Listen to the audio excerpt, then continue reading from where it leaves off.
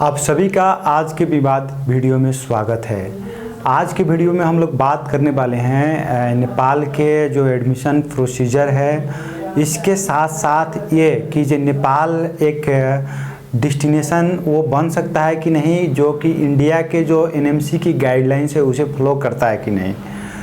तो आप सभी को नेपाल को लेकर ज़्यादा कन्फ्यूजन नहीं होगा जो एनएमसी 2021 का जो गैजेट है उसको लेकर, लेकिन फिर भी यहाँ पर बात करने की ज़रूरत बन गई है क्योंकि एक वीडियो यूट्यूब पर आता है और सारे लोग उसके बारे में सोचने लगता है। देखिए, मैं अपना ओपिनियन रख रहा हूँ, आप भी अपने ओपिनियन से जो भी है आप कंक्लूड कर सकते हैं वीडियो को, या आप अपने हिसाब से सोच सकते हैं। इस वीडियो शुरू करने से पहले मैं आप सभी को बताना चाहूँगा कि MBBS in Nepal as a abroad destination आप as a Indian student choose कर रहे हैं, इससे पहले मैं आपको कहना चाहूँगा और ये बात आप गौर से सुनिएगा ताकि आपके लिए ये एमबीबीएस सिर्फ नहीं है, आपकी जो इन्वेस्टमेंट है मनी के साथ पैसा बोला जाए, उसके बाद समय बोला जाए, या उसके पास आपकी जो कैरियर डेस्टिनेशन जो है वो और आपकी इमोशंस भी जुड़ा हुआ है। आपकी ये एमबीबीएस एब्रॉड जो आप ले रहे हैं या एमबीबीएस करने की जो आपकी सपना है उससे। तो देखिए, कोई भी इंडियन स्टूडेंट्स एब्रॉड पढ़ने कब जाता है, जब उसके कंट्री में उसके बजट में उस लेवल की कॉलेज नहीं मिल पाता है या उसके आउट ऑफ बजट से कॉलेज होता है।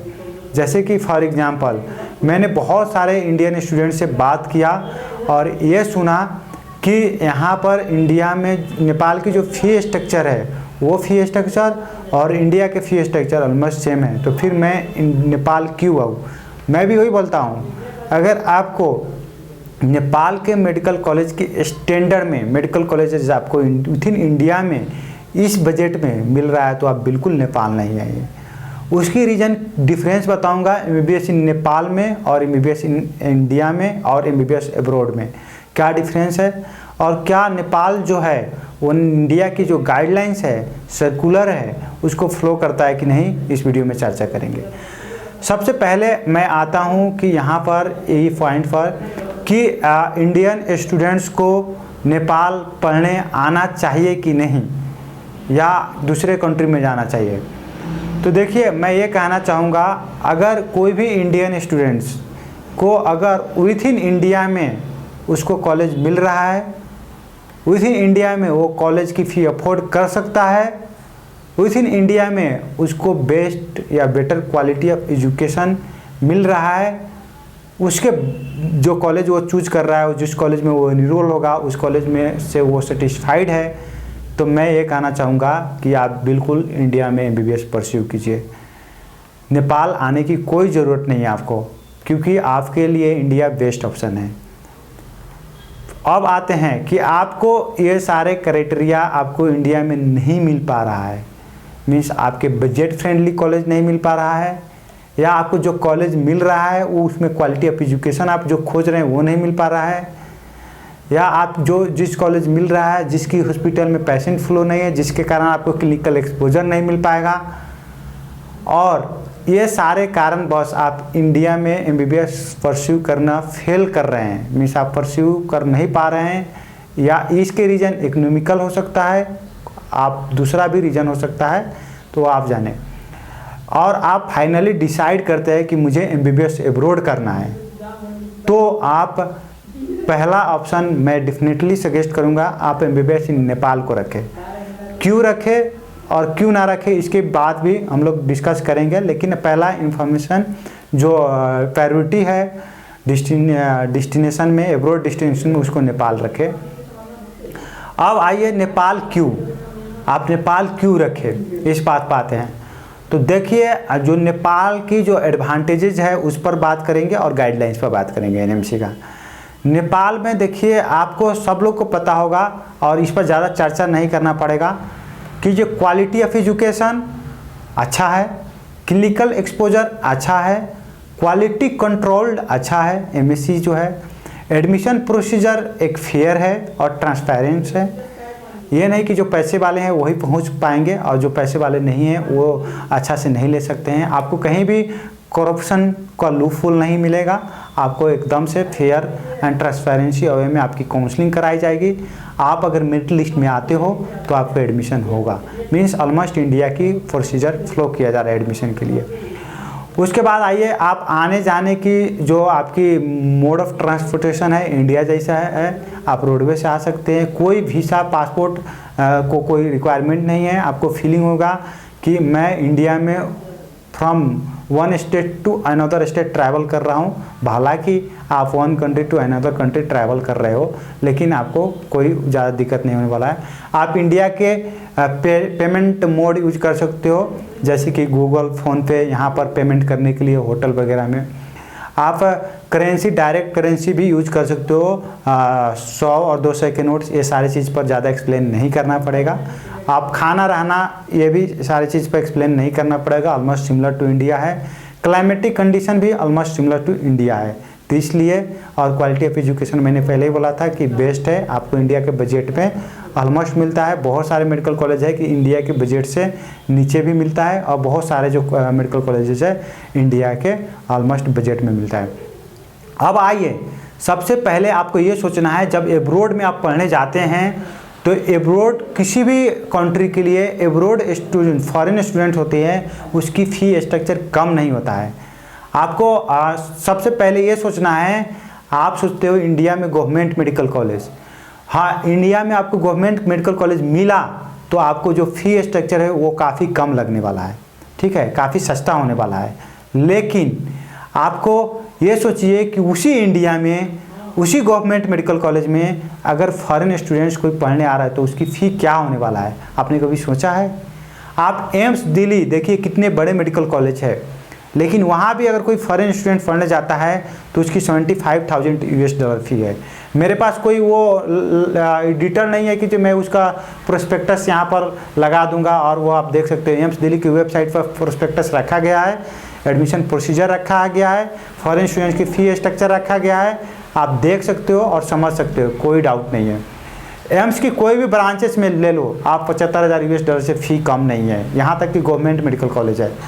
उसी तरह से आप दूसरे भी कुछ गवर्नमेंट मेडिकल कॉलेज की देख लो फ़ी स्ट्रक्चर, फॉरेन स्टूडेंट्स के लिए क्या फ़ी स्ट्रक्चर है, बिल्कुल इंडियन स्टूडेंट से एक्सपेंसिव है, वो इंडियन स्टूडेंट से एक्सपेंसिव फ़ी लगेगा आपको। इसीलिए एज अ फॉरेन आप नेपाल में भी आ रहे हो तो ये सोच कर चलिए कि आपके जो फ़ी स्ट्रक्चर है वो फॉर नेपाली जो स्टूडेंट्स है उससे ज़्यादा लगने वाले हैं।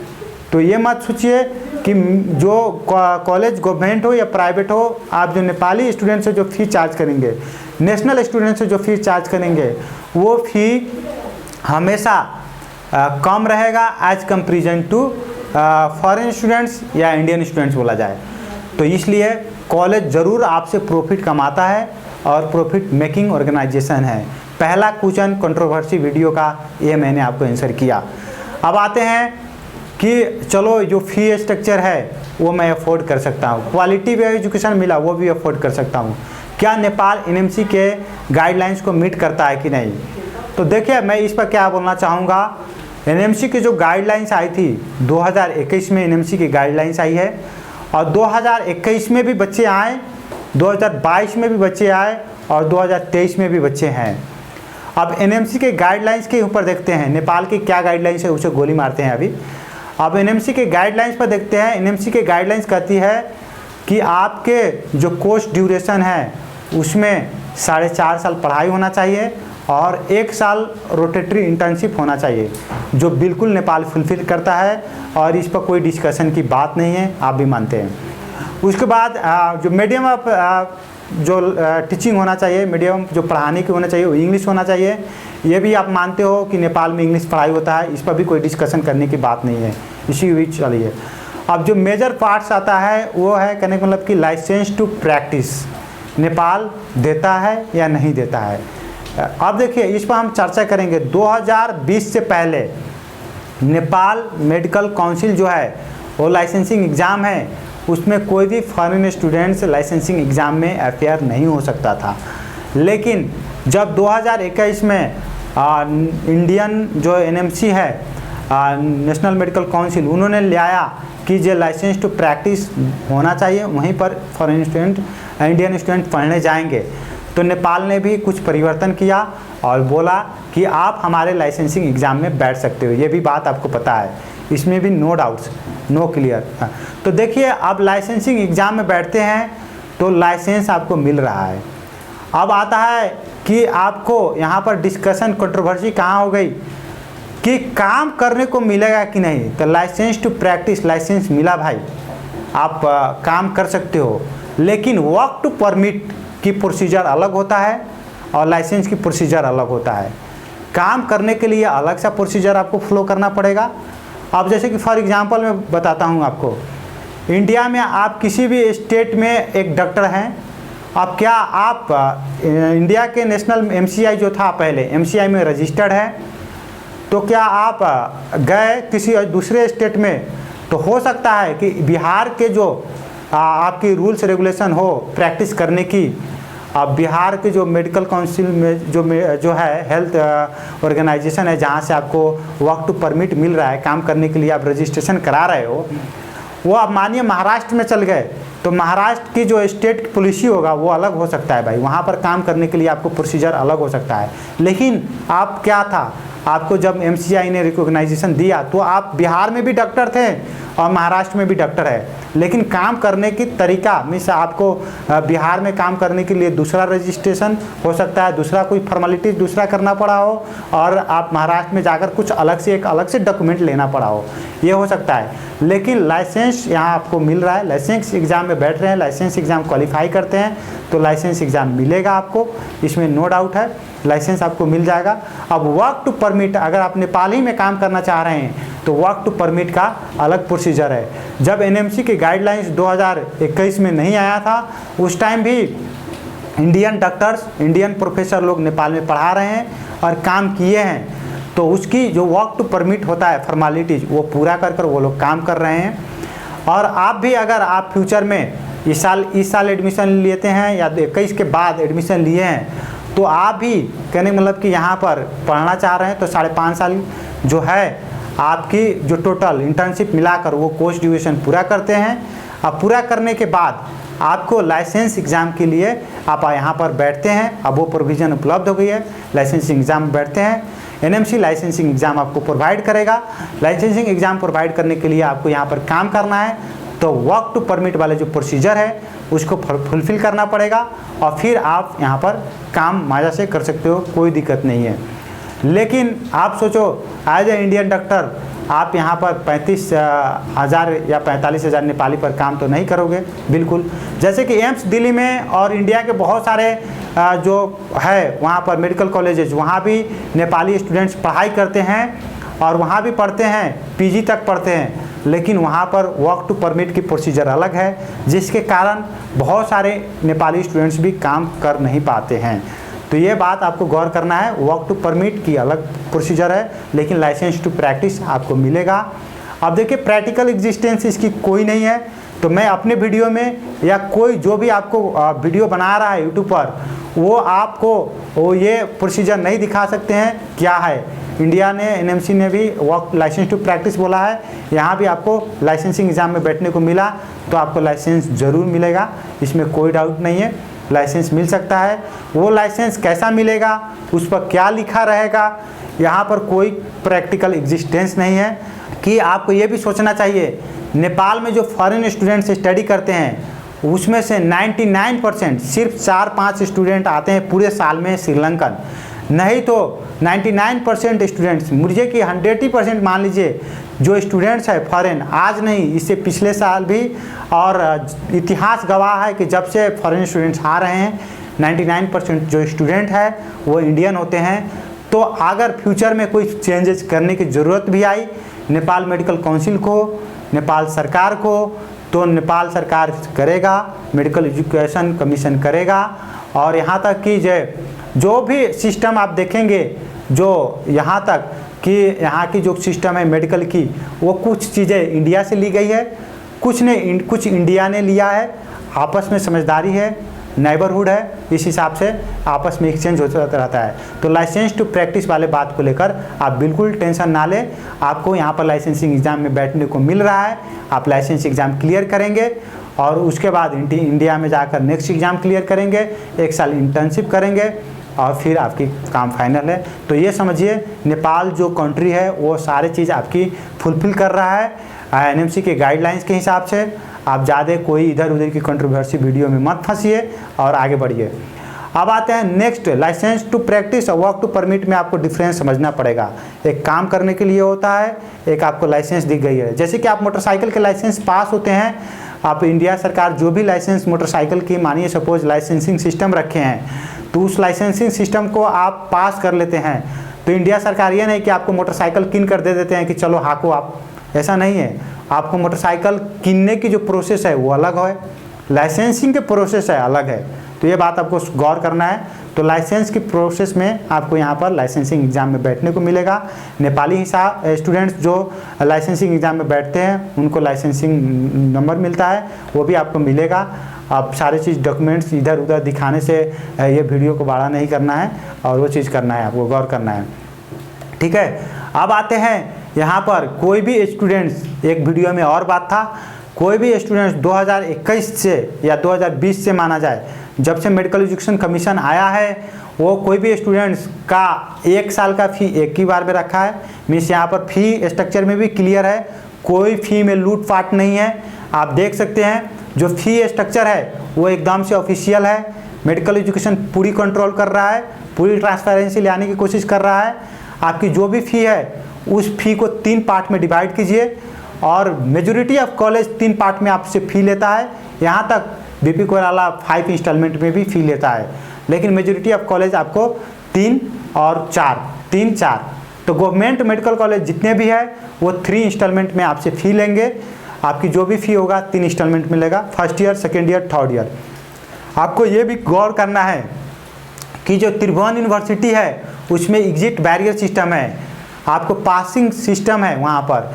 तो आपको एडमिशन लेने के टाइम ही आपको सूचित किया जाता है कि एग्जिट बैरियर सिस्टम क्या है। जैसे कि लास्ट ईयर की जो एग्जिट बैरियर सिस्टम था वो कहने का मतलब आपको टोटल जो अटेम्प्ट्स है एमबीबीएस की 10 साल में पास करना है, ये बात आपको, जिसमें त्रिभुवन यूनिवर्सिटी का एग्जिट बैरियर सिस्टम बता रहा हूँ, जिसमें से फर्स्ट ईयर में आपको 6 अटेम्प्ट मिलेगा, सेकेंड ईयर में 4 अटेम्प्ट मिलेगा और बाकी जो रिमेनिंग है उसमें कोई अटेम्प्ट सिस्टम नहीं है। Third, fourth year and fifth year में कोई अटेम्प्ट सिस्टम नहीं है, लेकिन टोटल एमबीबीएस की ड्यूरेशन 10 साल है, ठीक है। ये गौर कर आपको अच्छे से पढ़ाई करना है। फिर से मैं समअप करता हूँ वीडियो को और फाइनल कंक्लूजन पर ले जाता हूँ। आप कोई भी कंट्रोवर्सी में मत फंसिए।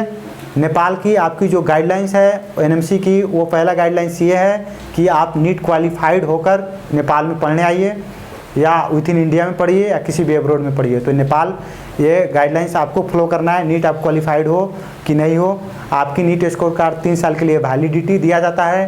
तो आप 3 साल में 22, 23 या 24 के पास हो तो आप नेपाल में एमबीबीएस करने के लिए एलिजिबल हो।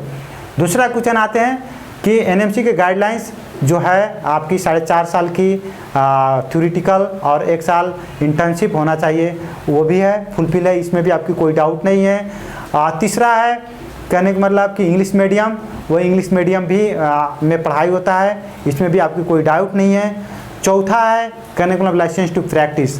देखिए 2021 में जो लाइसेंस सिस्टम पर आया था, लाइसेंस टू प्रैक्टिस एनएमसी के गाइडलाइंस, नेपाल सरकार ने उस टाइम संशोधन कर लाइसेंस एग्ज़ाम में आप अपेयर कर सकते हैं। लाइसेंस एग्ज़ाम में आप अपेयर होंगे तो नेपाल की जो डॉक्टर की लाइसेंस है वो आपको मिलेगा। जब डॉक्टर को लाइसेंस मिलेगा तो आप अदर फॉर्मेलिटीज़ पूरा कर जैसे कि वर्क टू परमिट की फॉर्मेलिटीज़ जो है वो पूरा कर आप फाइनली नेपाल में वर्क कर सकते हैं, काम कर सकते हैं, कोई दिक्कत नहीं है। कोई भी एमबीबीएस जो फॉरेन स्टूडेंट्स कर रहे हैं, और कोई भी एमबीबीएस स्टूडेंट्स का लाइफ डिस्ट्रॉयड नहीं हुआ है और किसी को भी डार्क नहीं रखा गया है।